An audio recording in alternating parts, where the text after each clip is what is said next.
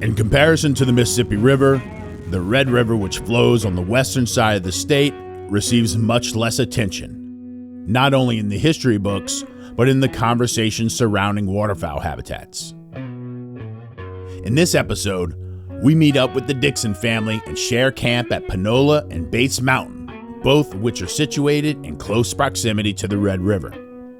The Dixons have devoted their lives and resources to building duck habitats on their properties, determined to pass their passion for conservation on to future family generations.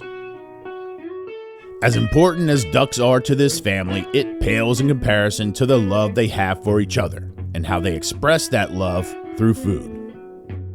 As the kids say, these folks go ham, and I'm here for it. Ducks, food, more food, country music, ducks, food is basically how the show goes. If you didn't come hungry, you're about to be. Welcome to Duck Camp Dinners.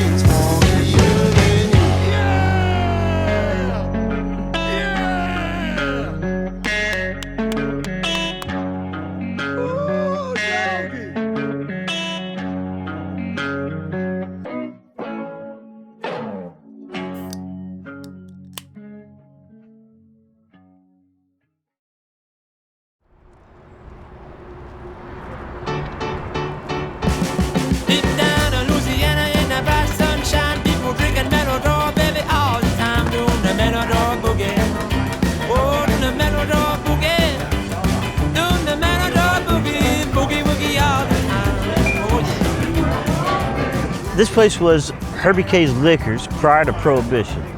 And during Prohibition, he couldn't sell liquor, so he started selling cigars, candies, and sandwiches, and that's kind of where the restaurant came from.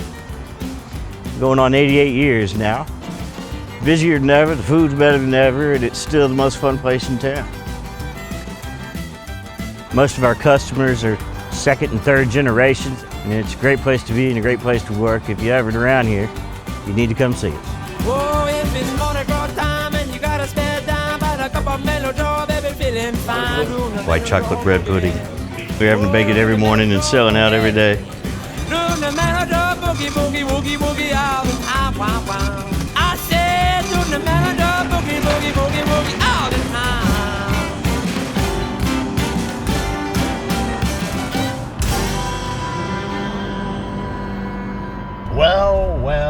Well, welcome back. We are back on the road again. We are just south of Shreveport, Louisiana. We just ate lunch at a great little spot called Herbie K's right off of I-20, and now we're heading to Paul Dixon's duck camp just south of downtown Shreveport.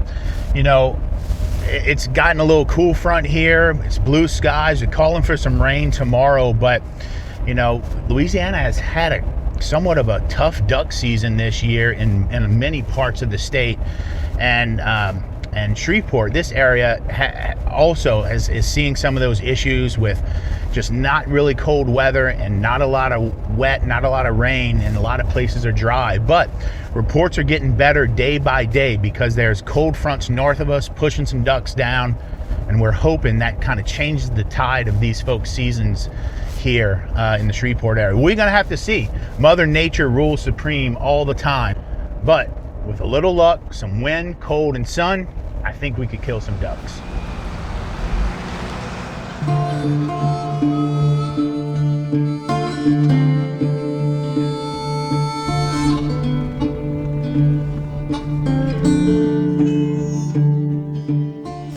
I'm Paul Dixon Jr. and we're at Panola here in Northwest Louisiana. Welcome to Panola. Wow, look at this. We're about 30, 40 miles south of Arkansas and about 30 miles east of Texas, and in the corner of northwest corner of Louisiana. The whole camp is built out of wood off the place. We got a sawmill, we sawed the lumber. And so each room is named after the wood that is paneled. So this is paneled in honey locust. Huh.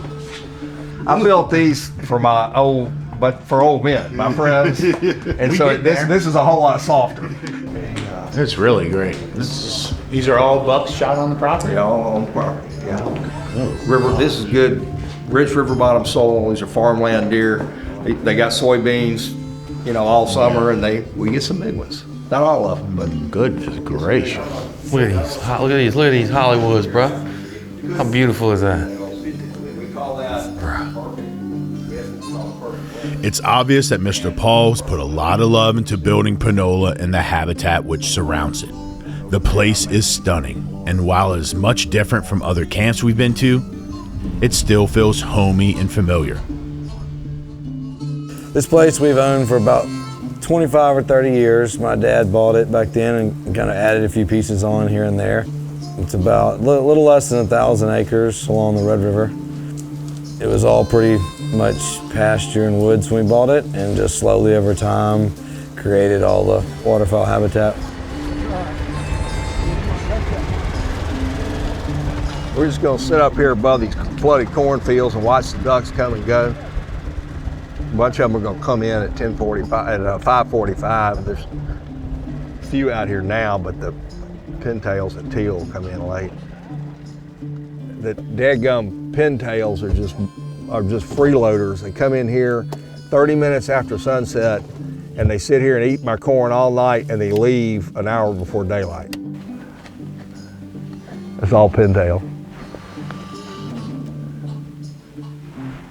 Let me tell you what's going on right here. Calories are being put into hen pintails.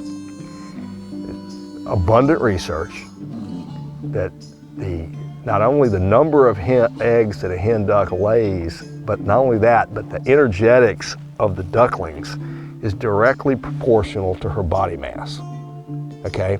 In other words, if she goes back to Canada fat and healthy, she has more ducklings, and those ducklings survive better than if she goes back skinny, okay? So you're looking at flooded corn. What we're doing here is sending ducks back to Canada in good shape. I'm making more ducks right here. Oh my God, look at them now. After this evening's display of ducks funneling into this field to roost, a feeling begins to creep in that these next couple days have the opportunity to be incredibly memorable.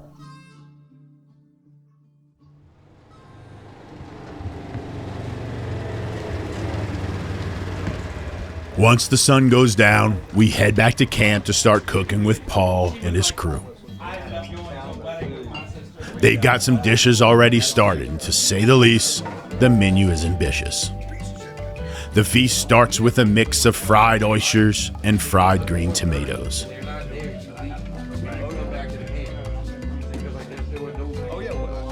On the grill, there are duck hearts skewered and cooking over a live fire, which ultimately gets paired with chimichurri sauce on toast, topped with Parmesan cheese. As these dishes are being devoured, Paul gets cooking and is throwing a dough backstrap onto smoke before it gets grilled.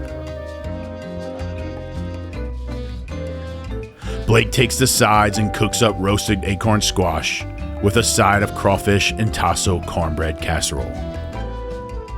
We're at a different duck camp nowadays, boys. Moving on up. What kind of cheese is this? Like goat cheese or goat cheese, pomegranate, got mint. I'm really excited about this. This dough that's been wet aged for 45 days. Dude, that thing is bite through and delicious. Man, where's the fork? Should I just eat with my hands? I'm cool with that too. Abundant and generous doesn't even begin to describe this meal. And if this is any sign of what's to come, then we're quite frankly in for a treat. This is going to be the perfect meal to lead us into an incredible, hopefully, duck hunt tomorrow. despite the weather being rainy, we're gonna have a good time because we've already had a good time here. We're set up for success. It's gonna be awesome. Let's run that back again. You could do better. You look down when you take a bite. You got it like, I want a snap bite. I want a snap bite. You know? Season 3, bro. Get it together.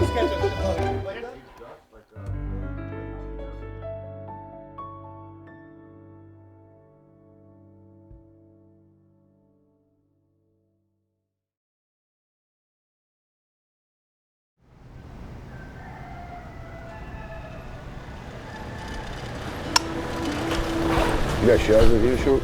I got shells in my bag, yeah. All right, let's roll. This morning, Jay and I will be hunting with Paul Jr. and his brother Jacob, while Sean and BJ join Paul Sr. and the rest of the guys in the big blind.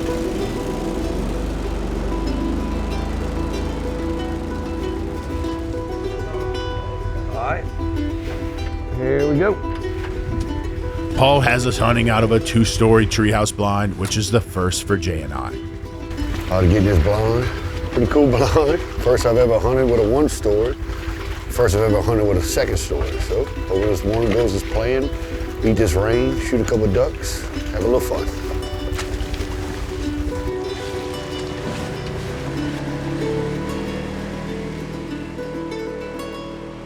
Our hunting has progressed over the years, obviously, because when we had less ducks, we had a lot longer hunts, and so we used to always cook breakfast and stuff in the blind. So that's why you got like the kitchen and stuff back there. You know, we used to do some pretty elaborate breakfasts in the blind, but in recent years, there's been less time for breakfast, so a lot of that's eased off. So the kitchen's not, it's probably a little dusty. That's a good thing, right?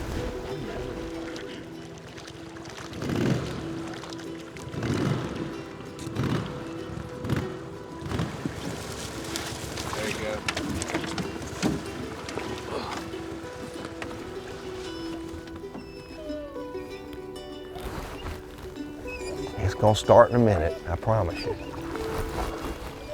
It's gonna start in a minute.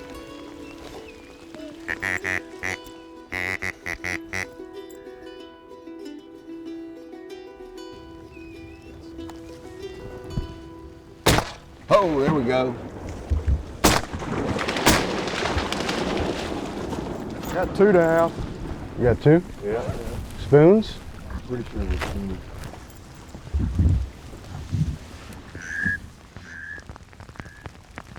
All right, it's shooting time. This is all new to Jay and I, shooting from an elevation like this. We're excited about it. We're already seeing some birds early. We've already heard the other group. There it is, BJ and Sean shooting with Paul Sr. So hopefully we could beat this rain, get us a couple limits and get back to the camp. But we're gonna enjoy this hunt and this new setup, rain or not. Looking forward to it.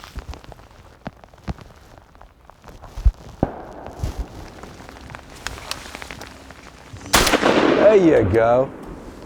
That'll work. Way to start it, Chef. 1 shot, 1 kill. Hey, 1 more brings us to 3rd place, right?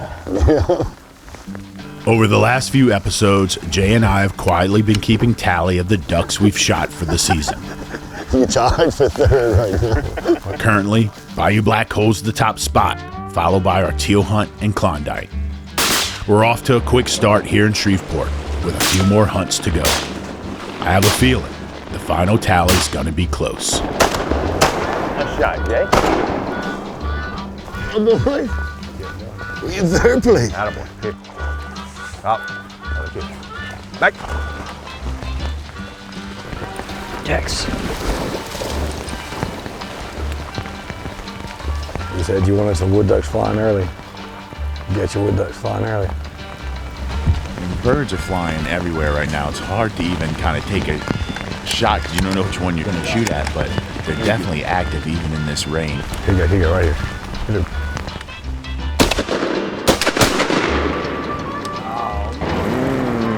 Oh, he's dead. He's dead.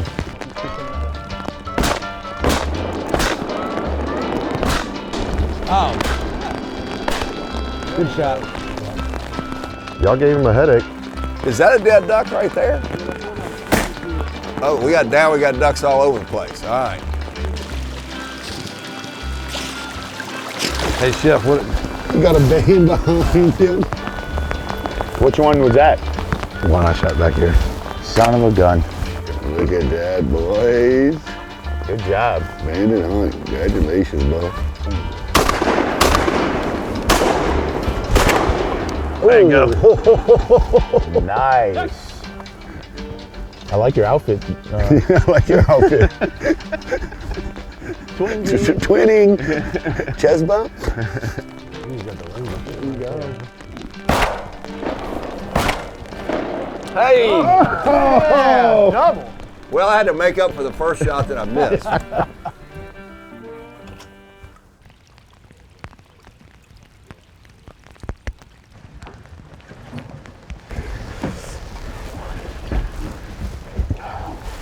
How you looking here, Paul?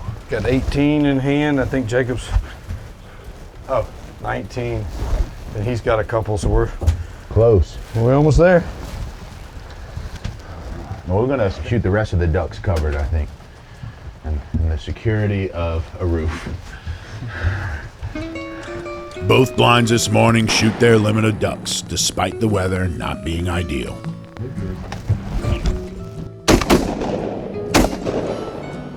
All right. Paul, Good job, man. Hey, that was think you might be in first place, bro. It's been a heck of a hunt, but I'm ready to get out of this rain and cozy up to a fire.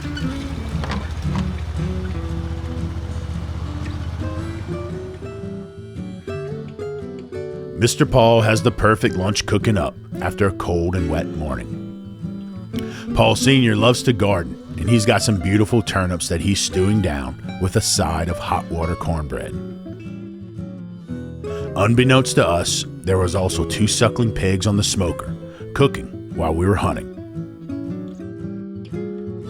I don't know where all this food is coming from, but your boy ain't mad at it. Finally, the rain has let up, giving us a window of opportunity to knock down a few squirrels from the trees. We got squirrels to shoot, and I got a little bait for them.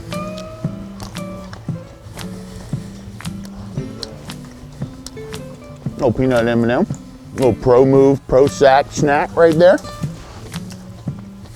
Armed with a 28 gauge Boss War Chief 7-shot and a handful of peanut butter M&Ms, I get to walk in the woods with Paul Jr., Sean, BJ, and Jay.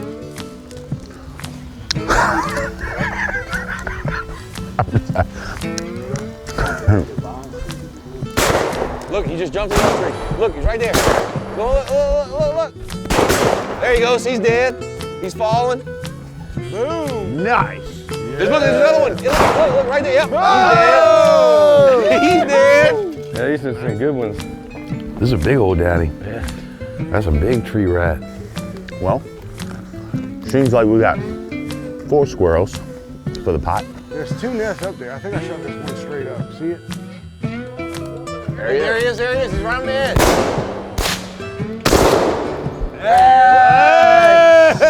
Boom! Gave it a good shot. That's what it would be. You had him dead in the nest. I told you I had him pinned. He was dead in the nest. He had him pinned. He came alive. I had him pinned. He was Told scared. You that's the mess he was in. Scared him alive. You got the M&Ms? You got some red left? What you got in there? Bro, nothing. Nothing, bro? None. Nothing, huh? No peanut butter, no nothing, no? Boy got an M&M satchel on his binoculars. It doubles as a Pop-Tart holder too. Look at that sucker. How many honey buns does it fit in there? I've never put honey buns. I'm not a honey bun guy. I don't like the honey bunnies. Yeah, right.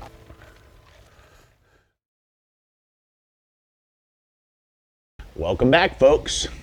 We had a nice little squirrel shoot. We're gonna throw these in the pot with some onions, make a little brown gravy, but first we have to clean them.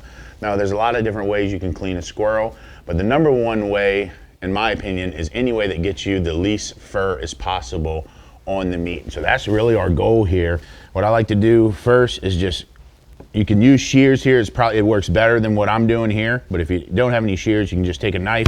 You want to separate that lower half of the leg off the front and off the hind legs. And very simply, just want to use a sharp knife. I shouldn't even been on this cutting board. We'll keep it right here. A sharp knife and just go right through. Try to make it a little puncture wound there through the hide, and just get your fingers in there. Pull back. Get a good grip. Oh, look at that. Look at that boss BBs right there. Somebody was shooting a big one. Somebody was bossing them. Somebody was shooting 4s, and that's a 7 right there, down there. So, and then, once he's got skin kind of over his head, like comme ça, scar that, and then you have a relatively clean. Got a couple little things, so it's going to need to get washed up, and obviously we need to gut him and everything, but for right now I'm just going to leave him like that, get him all skinned first, and then we'll go upstairs, pull the guts, rinse them out on the inside, and we'll be ready to cook. Well, got us a couple onions smothering down right here. Got Chefy downstairs quartering up some tree rats that we shot earlier in the woods. And we'll see if we can't make something special over here for the boys. How about that for a BT? If this face looks familiar, it's for good reason. BJ Robichaux is the big brother to Ben Robichaux, also known as Junior. We've all been knowing BJ since our early college years, and I'm pumped to finally get him on an episode. If you miss Little Ben, don't worry. BJ is just a funnier and fatter version of Junior, and also a better shot. What you got going on there, Ben? Junior finally started eating like us. Look at him now. Look at him. Look at him. Look at him now. Got a little wider. We done fluffed him up. Mm-hmm. Lost a little hair. No, he's losing that, you already know. Poor Junior's gonna be looking like me sooner than you think. My hair fading. Got a little pointer to add a little red wine vinegar, and I used Mr. Paul's cane syrup and did a little drizzle of that on here, and I tell you what, I think we might have found something special with this dish right here. Dinner's almost ready. Paul Jr. is on the grilled duck breast. BJ just took out the smothered squirrel. I'm making a simple little grilled Brussels sprout with bacon kind of side. It's gonna be good. Things are smelling good around here. I know the fellas are ready to eat because it's been a long day. And we got even a better day coming tomorrow, shooting some ducks. And who else knows what the Red River's gonna provide for us. That's some of the best squirrel I've ever eaten. That's good. I'm talking about that. That's good. We have one more loose end to tie up before calling it a night. Earlier in the day, some of the crew set out jug lines in the Red River, which is known to produce some seriously fat blue and flathead catfish. Hey! Hey! Get in the boat. Fish on! Get in the boat. Fish on! Yeah! Red River Blue. See that belly on that one? That's a Red River catfish. You put the gizzard in the river and it comes out with a catfish. On that one too. Big old fat cat. Shake Snyder does zero work. Zero. Zero. I fell. I hurt my knee, boy. You don't cook, you don't clean. Shoot ducks. Sweet old belly meat, boy. Give him that old Red River slap. He's starting to get the twitch. You don't get to touch that. Oh, yeah. Oh, Red River slap. Red River slap. Belly flopping. The habitat at Panola has proven to be productive beyond imagination. As we say farewell and thank you to Paul Sr., it's hard to believe that it can get any better than this. That said, Paul is leading the way to yet another camp situated along the Red River on Loggy Bayou. When one camp closes, another camp opens. So around the river we go.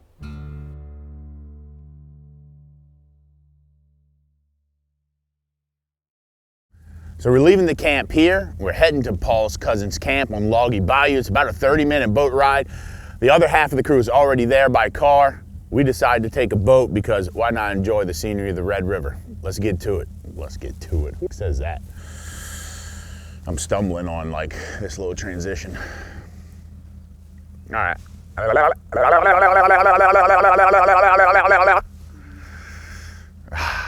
Okay. We're leaving. So we're gonna run down about a half a mile down the river, and we'll take a left up Loggy Bayou, run up Loggy Bayou.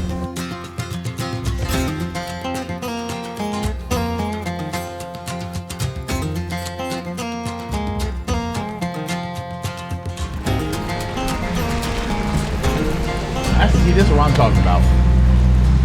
Hey, boys. Right on cue at the boat launch, we are met with a warm welcome from Paul's family. Tripper Dixon. John Paul. Nice to meet you, man. Skipper. I'm an old man skipper and young man tripper. Mr. Skipper is Paul Sr.'s brother, making Tripper and Paul Jr. first cousins. Tripper once told me we raise wildlife and children here on Loggy Bayou. From first handshake, you can tell that Mr. Skipper and Tripper have an energy about them that's infectious. After a hot meal of fried flathead catfish and smothered greens, we gather our gear and make our way up the hill to camp.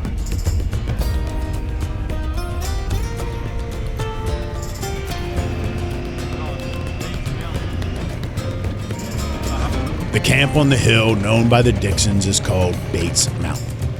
Records show that this hill is one of the highest points in Louisiana and is adorned by sweeping views of mature pines as far as the eye can see. This cabin, which was built by hand, has served generations of Dixons, and it doesn't seem like that's going to stop anytime soon. The view alone welcomes you to stay a while. Plus, it has a hot tub. Yeah, or upstairs, whatever one catches your eye.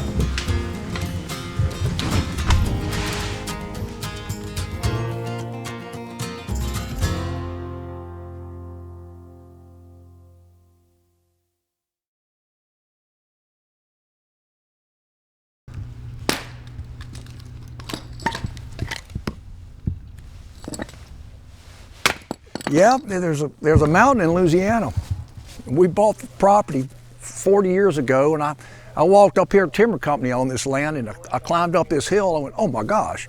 And you can look and see 30 miles. I couldn't believe it. And it took us years, and we were able to buy it. Timber Company never knew what they had. I would have paid anything for it. To them, it was just another piece of timberland. But sure enough, when you just took a couple of these pine trees out, these are the last pine trees for 40 miles.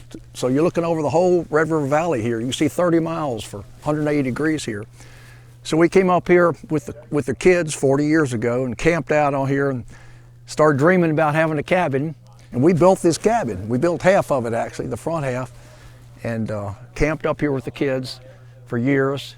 And then as time went on, we built the second half, and my dream was a fireplace. We finally got a fireplace. This rock's from the property here. So everything here is done by us, and there've been a lot of memories made up here with my kids and now my grandkids. In fact, weekend after next, they're coming back. We're having kids camp, and my grandkids will be up here, and we'll spend the weekend. It's been a real treasure and a big part of our place.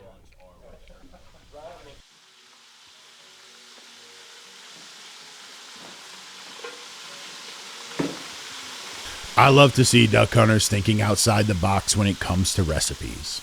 Tonight, Tripper is cooking up some birria duck tacos using whole mallards. Typically, this dish is made with beef cuts that require long cooking times. Bigger ducks like mallards should work perfectly in this recipe. I just rehydrated a bunch of New Mexico peppers, guajillo peppers, some ancho, chilies, and then a few arbols for heat.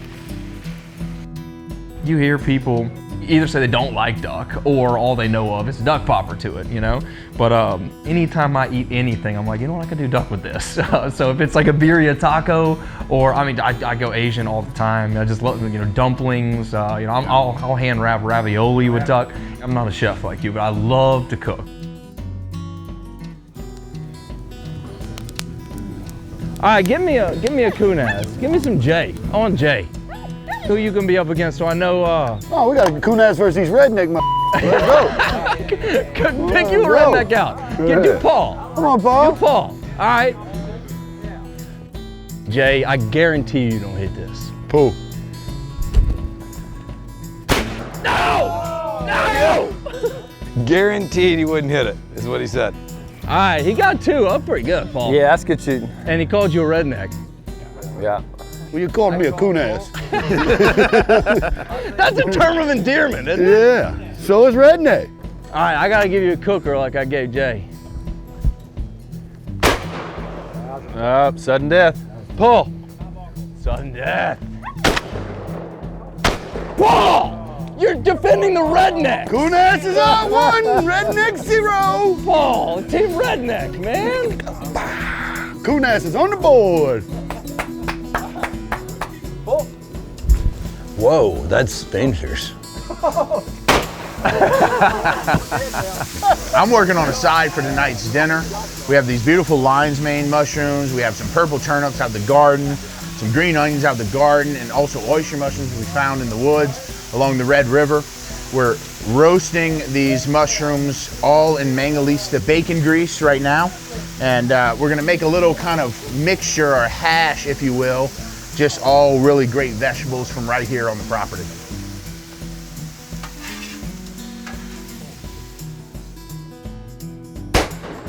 Hey!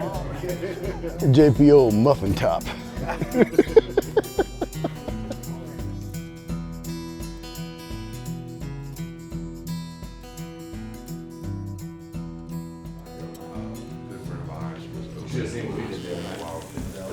We dipped the white corn tortillas and the birria consomme, and then the Chihuahua cheese goes on top. We let them grill on the Blackstone. Duck comes in on top of them with some pickled purple onion. Flip them over. And we're money. Dinner is ready, and thank goodness, because some of us need some food in our system. He don't want to hear these lungs. He knows I can sing. He can hear it in my soul.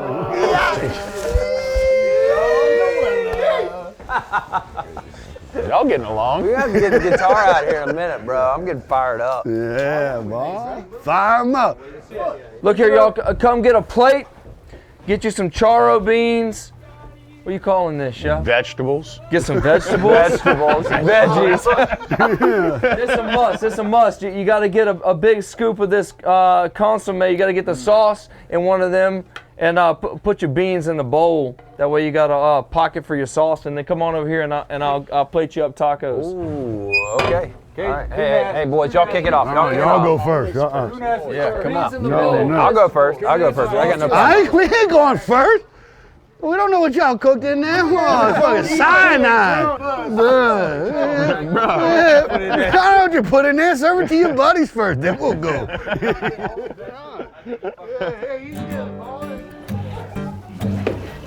Which is like everything in here is from this place, man. Right. Both the oysters, the turnips, turnip greens, green onions. Reminds me.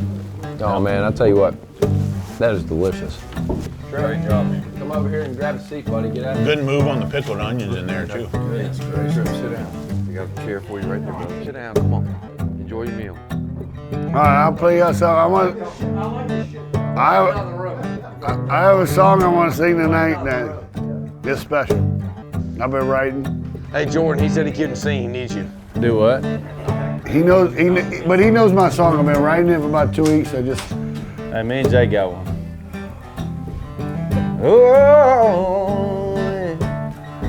So starstruck right now. South Louisiana. Louisiana. Ooh, ain't as good as North Louisiana.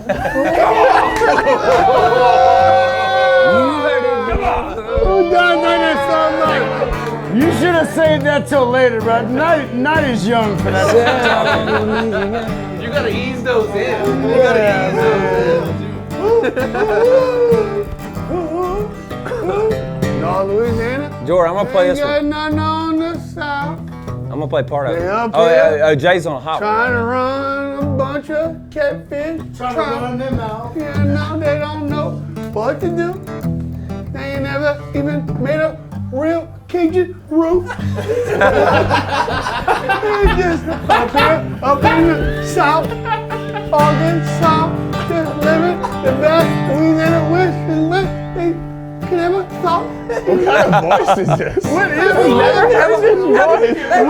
this? You saw when he clicked when he had the Rue line. He was like, "I got this." Oh, he knew it. I got this one. I nailed this one. I got this one.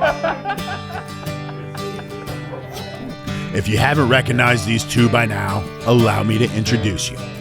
Jacob and Jordan Davis are award-winning songwriters and country music performers, brothers, Shreveport natives, and longtime family friends of the Dixon family. My mama talked her daddy into letting me take her out our junior year. She was a hallway queen, out of my league, but I smiled ear to ear. Every night she was in my truck, but young love did what it does. And Daddy said, I know you thought she was a one, and it ain't no fun, but son, that's part of it. Sometimes you're gonna hurt like hell and have some scars from it. But leave you with a story to tell. You live and love and good ones go. You find out on down the road that when you lay it all out and get down to the heart of it, man, that's just life, and that's all part of it.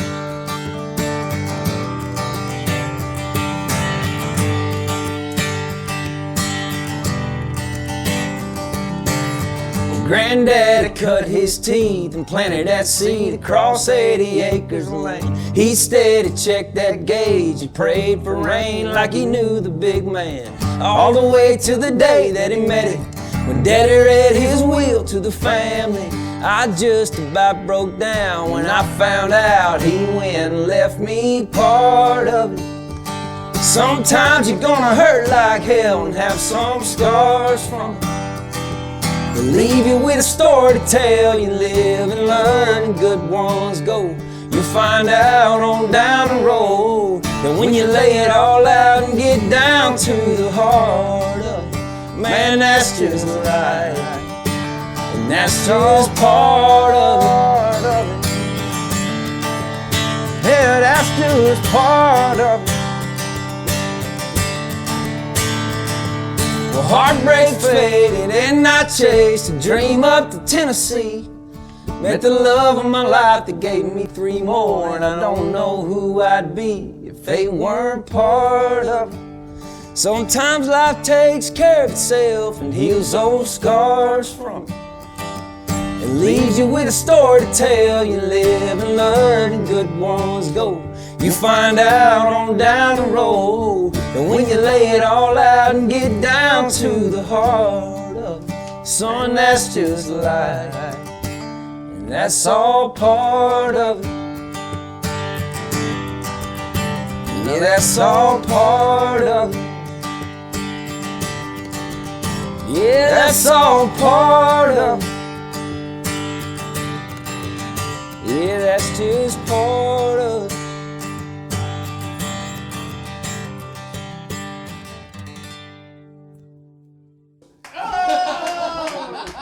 Bruh.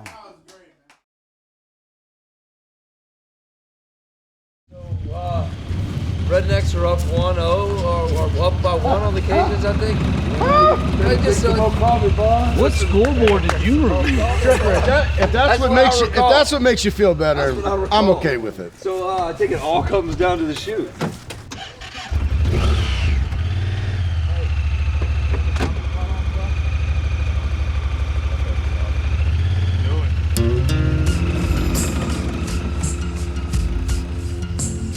This morning, we're hunting a moist soil habitat adjacent to a large tract of land used solely as a waterfowl refuge. Once an over-farmed and neglected wetland, this refuge regularly holds 10 to 20,000 birds on it. Skipper and Tripper Dixon have reported banding over 20,000 green-winged teal off this farm. And those birds have been making their way back to northwest Louisiana for the better part of a decade. So this is the cow pasture that I leased. All I did was put water back on it. Just redo what nature did for 10,000 years. I banned about 10% of all the green wings banded by every state, federal government, everybody, every year right here. And what we found is fascinating, and that's the probability of that bird coming back to the same place. It's no coincidence that my son-in-law killed 2 banded birds the other day. One of them was banded 7 years ago by me. That's 20,000 miles that bird has flown. 7 years and 20,000 miles, and he's right back in the same pond. So if we kill one day, I'll be able to tell you exactly when I held it in my hand last. What we got? You got Vienna sausage? Oh boy. Good Lord. Don't leave home without them, bro.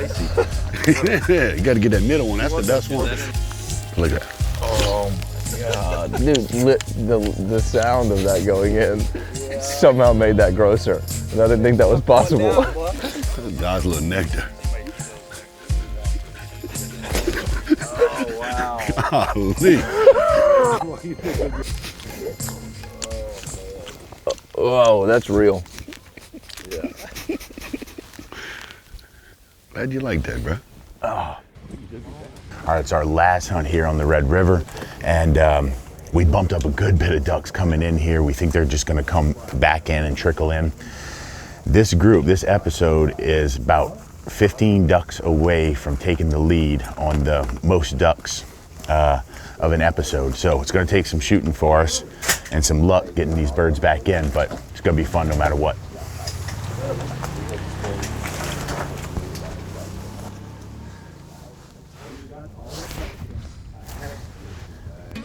See these 5? Here we go, here we go. Y'all got them coming in? Yep. Let's see if they'll work. Bring it in. Single behind him. Kill them. Kill them.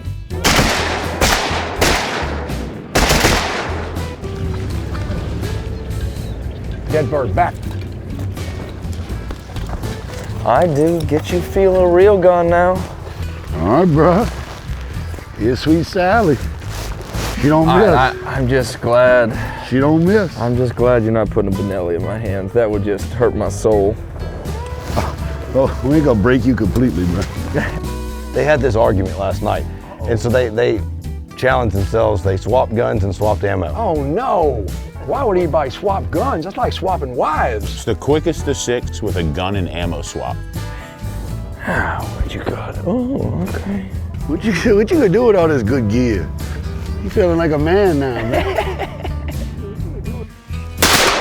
Oh, that's my bird, Jay. Boy, that's You my go, I can't believe you jumped me on that. But Oh yeah, I had to, yeah. This is a competition. 0.5 to 0.5 right now. I'll give you 40%. Who's gonna claim that? I hate to say it, I think that was Jay. 1.5 to 0.5. 3 in the front, 3 in the front, 3 in the front. Okay, gonna be behind us. All right, kill them. Back. Oh, right here. Oh my gosh.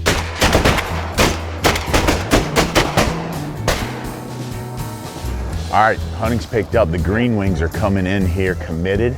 It's a lot of fun shooting these green wings in this flooded corn.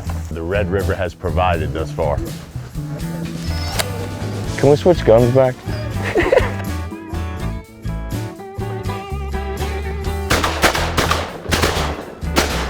Oh! God, no!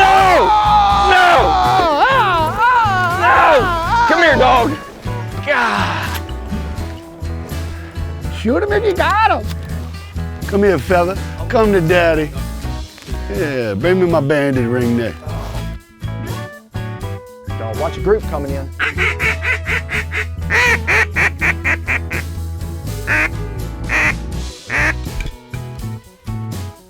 Wait. Kill him.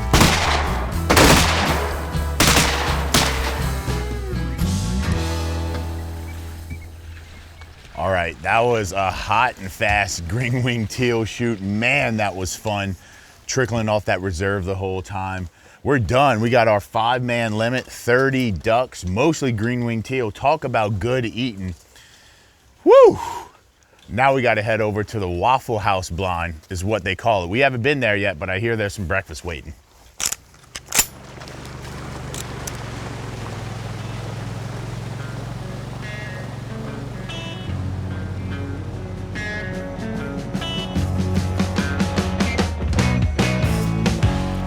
Me and the crew have been grinding all season, and this episode pushed us to the brink. My body is ready to give up and surrender itself to a few good days off.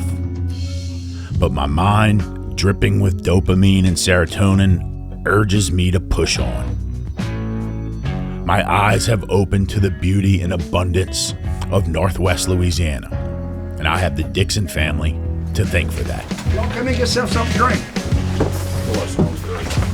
Come on in. Woo. Coffee.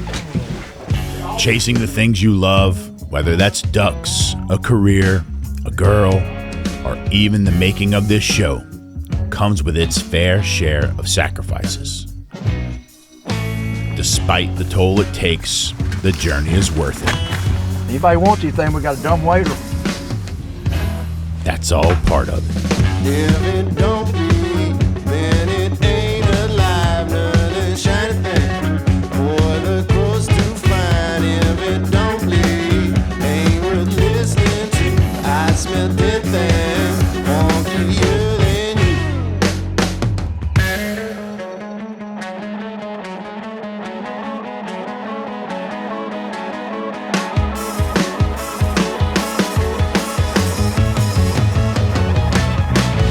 Every canary ever saw this place, lay down and died.